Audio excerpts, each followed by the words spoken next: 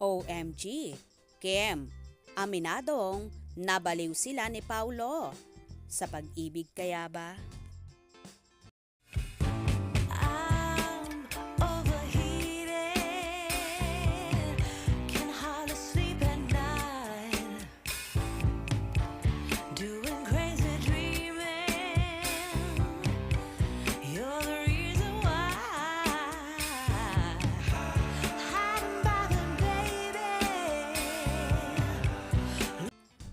Bago magtapos ang 2023 ay nagkahiwalay sina Kim Chiu at Sian Lim.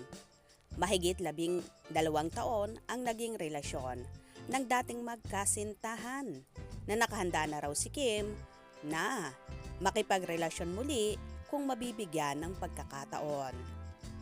Napapanood ng muli ang actress sa Linlang, the teleserye version tuwing gabi. Ayon kay Kim ay mas marami pang tagpo ang kailangang pakaabangan na hindi napanood sa Prime Video noong isang taon. Nung napanood nila sa Prime Video, that was just 40 to 45% ng palabas namin. This time, complete version and uncut version of Linlang. Kung nabitin sila last year, this time bubusugin namin sila ng panggigigil talaga. Pagbabahagi ng dalaga sa ABS-CBN News. Ginagawa na rin ngayon ni Kim at Paolo Avellino ang Philippine adaptation ng Korean series na What's Wrong with Secretary Kim. May mga oras daw sa taping na nadadala pa ng magkatambal ang bigat ng emosyon nila mula sa linlang. Minsan, nagkakalatak pa kaya nagiging mabigat. Nasasabi ni Direk Chad Vidanes, ang bigat nung pagkakagawa nyo. Light lang tayo. Nahirapan kaming umalis doon sa role namin, pero wino-work on namin. And enjoy. Nakakatuwa. Very fun. Very light. Para kaming nabaliw dalawa. Parang lagi kaming nag-aaway sa linlang. And ngayon, hindi kami nag-aaway. Parang iba naman kwento ng actress.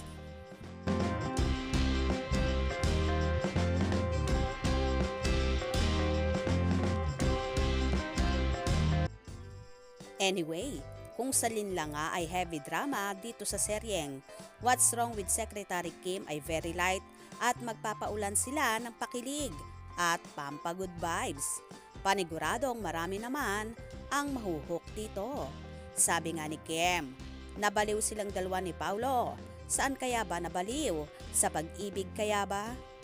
Well, marami namang Kim Pao supporters ang umaasa at umaasam na sana daw sila ang magkatuluyan sa huli at maging totohanan na daw ang relasyon ng dalawa. Abangan natin yan. Malay natin, doon din pupunta ang Kim Pao. Kaya naman tumutok at wag na wag pahuhuli sa mga maiinit na kaganapan. Anong inyong magiging reaction sa bidyong ito? Comment below.